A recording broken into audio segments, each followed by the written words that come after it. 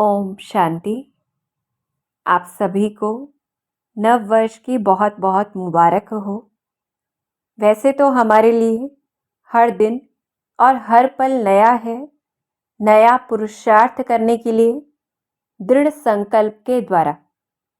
तो आज बाबा हमें डायरेक्शंस देते हैं कि सबसे मुख्य जो पुरुषार्थ करना है, जो पहला पुरुषार्थ है वो है पढ़ाई का, तो उस पर अटेंशन देना है। तो इस समय हम संगम युग पर हैं और पुरुषार्थ कर रहे हैं उत्तम पुरुष बनने का, नई दुनिया में जाने के लिए। तो अच्छी रीति पुरुषार्थ करना है। पढ़ाई में कभी रूठना नहीं है, क्योंकि पढ़ेंगे लिखेंगे तो ही नवाब बनेंगे, अर्थात सुधरते जाएंगे। अपनी उन्नति का ख्याल करना है। तो ये पहला आधार है कि अगर मुरली को ही हमने छोड़ दिया तो बाकी कितनी ही चीज़ें क्यों ना पकड़ी हो, पर उन्नति नहीं हो सकती। तो अंडरलाइन करना है जो हमारा पहला सब्जेक्ट ज्ञान का है कि बाप जो हमें श्रीमत देते हैं उससे ही हम श्रेष्ठ बनेंगे और ऊंच पद प्राप्त करेंगे। तो चेकिंग करना है कि क्यों हम श्रेष्ठ नहीं बन पा रहे हैं। हम दूसरों की मत पर चल रहे हैं, स्वयं की मन मत पर चल रहे हैं, श्रीमत पर नहीं चल रहे हैं। फिर हमारा दूसरा सब्जेक्ट आता है योग का। तो सतयुगी दुनिया को याद करना है। देखें हम उस दुनिया को जहाँ दूसरा कोई धर्म नहीं है, आदि सनातन देवी देवता हम हैं, विश्व के मालिक हैं, हम सतयुगी हैं। तो देखते जाएं हम जहाँ हम पवित्र देवताएं हैं, पवित्रता की लाइट है हम सभी के ऊपर, और वो दुनिया शिवालय है। अपार भारत में सुख है, ऐसा सतयुग जहाँ और कोई धर्म वाले हैं ही नहीं।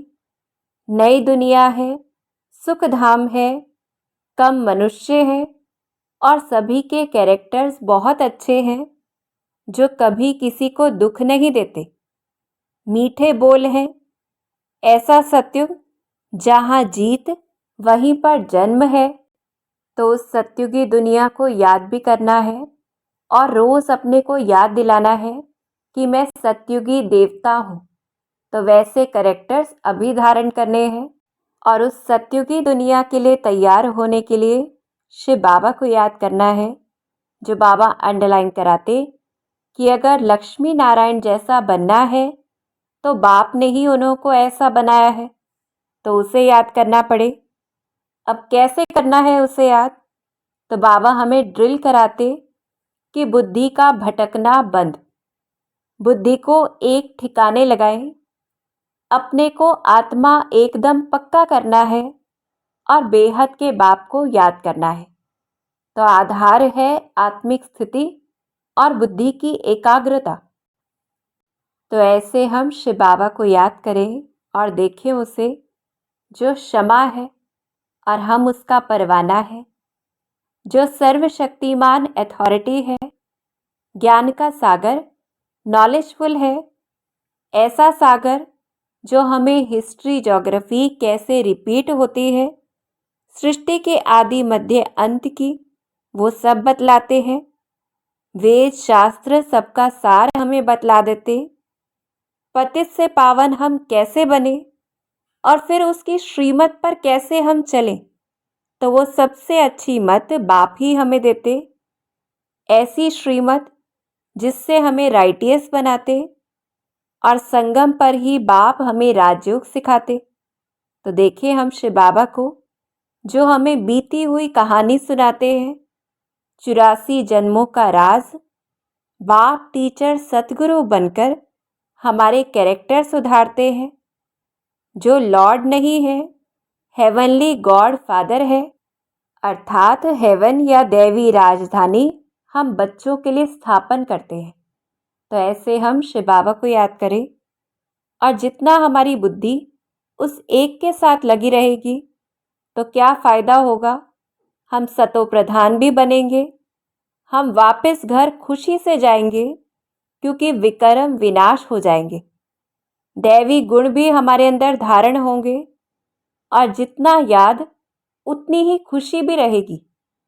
तो चेकिंग करनी है कि कितनी खुशी हमें सारा दिन रहती है, तो इससे हमें पता चलेगा हमारी याद कितनी एक्यूरेट है। और फिर जितना ज्ञान और योग पूरा होगा तो कोई भी हमारी बेइज्जती कर नहीं सकता।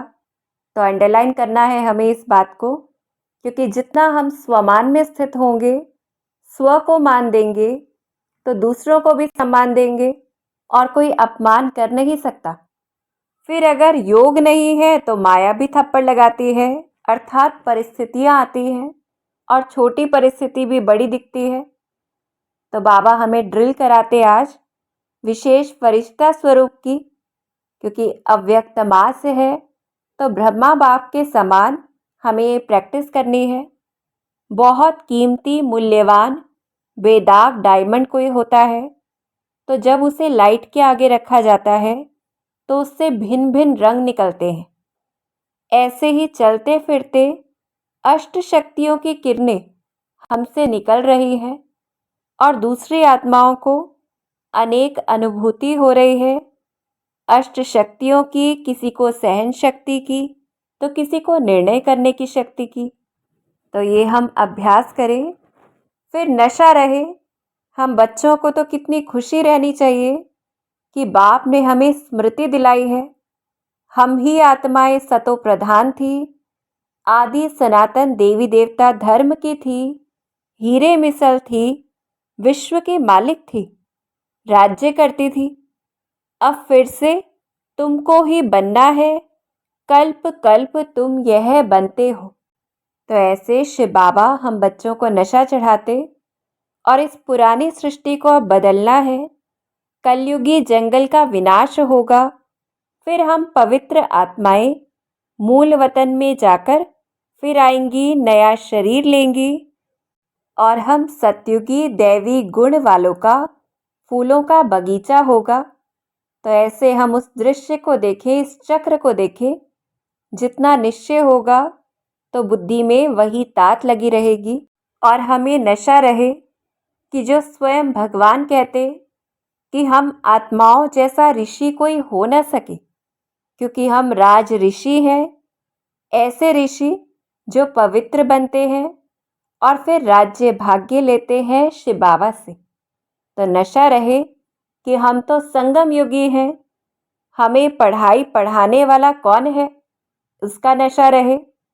अभी सृष्टि के आदि मध्य अंत का हम ज्ञान ले रहे हैं। ये राजयोग की नॉलेज जो सिवाय उसके उस परमात्मा के कोई सिखला नहीं सकता, ऐसा हमें बाप जो टीचर रूप में मिला है, जो हमें राइटियस बना रहा है। और बाबा तो हमें टाइटल देते कि हमारी बुद्धि में ये ज्ञान ऐसे ही है जैसे उसकी बुद्धि में है। तो ऐसे हमें नशा रहे और कोई को भी पता नहीं है कि हमको वापस जाना है और किसी को कोई ऐसा कहने वाला भी नहीं है, डायरेक्शन देने वाला भी नहीं है कि बच्चे मुझ बाप को याद करो। तो हम वो भाग्यशाली आत्माएं हैं। फिर हम ही वो बच्चे हैं जो भारत में सुखी थे, फिर आकर बाप हमें सुख की सौगात देते और अब दुख का समय खत्म होना है और इस समय वो साईं हमारे सम्मुख है जो हमें कितना ऊंचा बनाते हैं। तो इन स्मृतियों से सदा नशा रहे और फिर धारणा मूर्त बनना है। चेकिंग करनी है, अपने को देखना है मेरे में कोई अवगुण तो नहीं है, क्या दैवी गुण है। अगर अवगुण नहीं है तो दैवी गुण की हम लिस्ट बनाएं, हमारे अंदर कौन से हैं, मैं कहाँ तक लायक बना हूँ, क्योंकि देवता हमें यहाँ से बन के जाना है। तो चेकिंग करनी है और फिर चेंज करना है।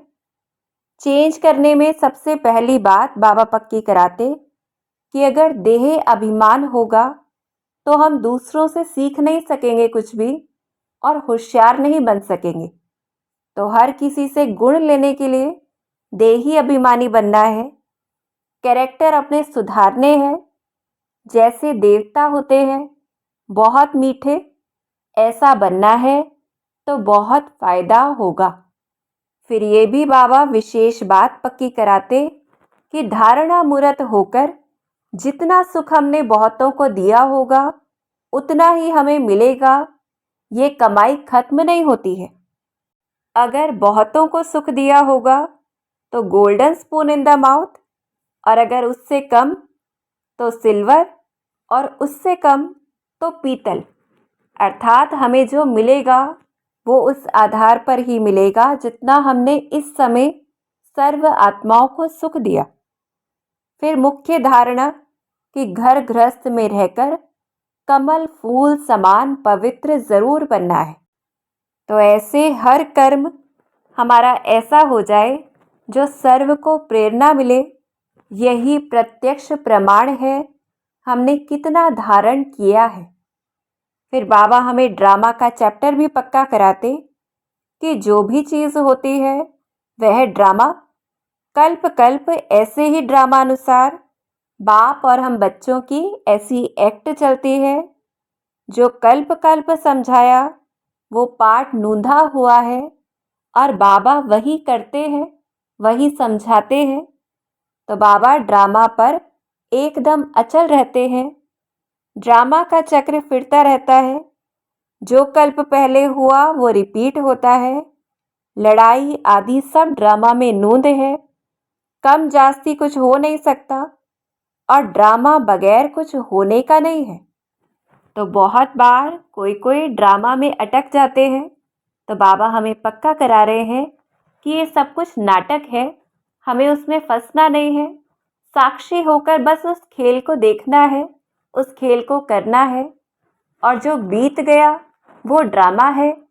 इस समय हम जो कर रहे हैं वो रिकॉर्ड हो रहा है आगे के लिए, जो फिर भूतकाल हो जाएगा और कल्प कल्प फिर रिपीट होगा। तो ऐसे पक्का करना है इस पाठ को भी। और फिर सेवा करनी है। जो बाबा हमें पक्का कराते कि साईं के घर से कोई खाली हाथ न जाए, तो 2 अक्षर भी सुनाने ज़रूर है। अर्थात ज्ञान का कुछ ना कुछ हमें ज़रूर देना है सभी आत्माओं को, और जो जैसा होता है वो वैसा ही बनाता है। तो शिव बाबा जो सुप्रीम टीचर है उसके हम सभी बच्चे भी टीचर हैं। तो ऐसे हमें टीचर बनकर, पांडव सेना बनकर, पंडा बनकर सबको रास्ता बताना है। तो कैसे करनी है सेवा? घर में भी सर्विस कर सकते हैं, गीता पाठशाला खोलकर सर्विस कर सकते हैं। फिर घर वालों को भी आप समान बनाकर उनका कल्याण करें तो होशियार हो सकते हैं। तो अनेक चांस हैं सेवा के। सेवा के पॉइंट्स भी अनेक हैं। जैसे हम बता सकते हैं कि हेवन और हेल कहा जाता, सुख और दुख कहा जाता, स्वर्ग और नर्क कहा जाता। तो ये 2 अक्षर हैं, अर्थात एक साथ नहीं होते, ये दोनों अलग अलग समय पर होते हैं। फिर दूसरी बात कि भगवान सभी को सुख देते हैं, इसलिए सभी उनकी बंदगी करते हैं। चाहे कोई सन्यासी उदासी है वो भी उनकी तपस्या करते हैं। तो अर्थात परमात्मा सुप्रीम है, और दूसरा वो कभी किसी को दुख नहीं देता है। तीसरी बात, सतयुग में कम मनुष्य थे, तो कलयुग अंत में वही चीज़ वापस होगी, अर्थात ज़रूर अब कम होंगे।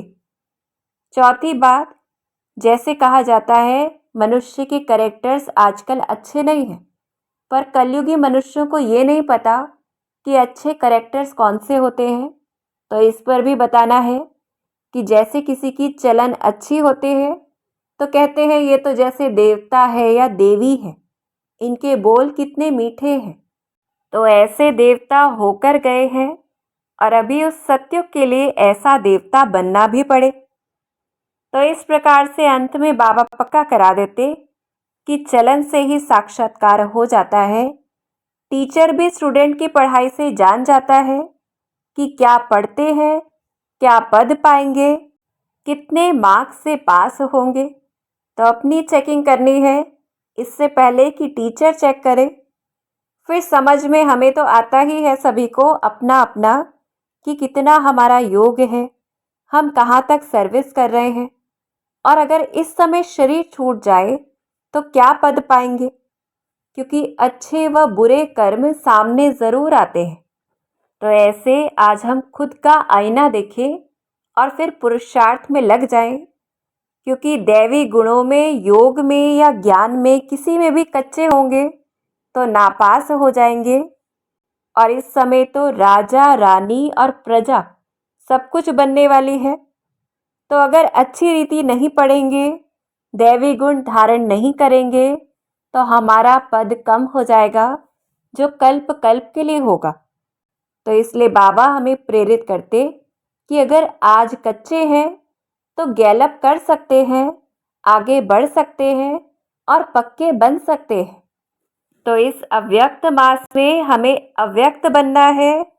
कैसे बनेंगे? विशेष पुरुषार्थ करके, फॉलो फादर करना है। तो 2 विशेष पॉइंट बाबा ने हमें अंडरलाइन कराई है कि साइलेंस की अनुभूति करनी है और ब्रह्मा बाप समान डबल लाइट फरिश्ता बनना है।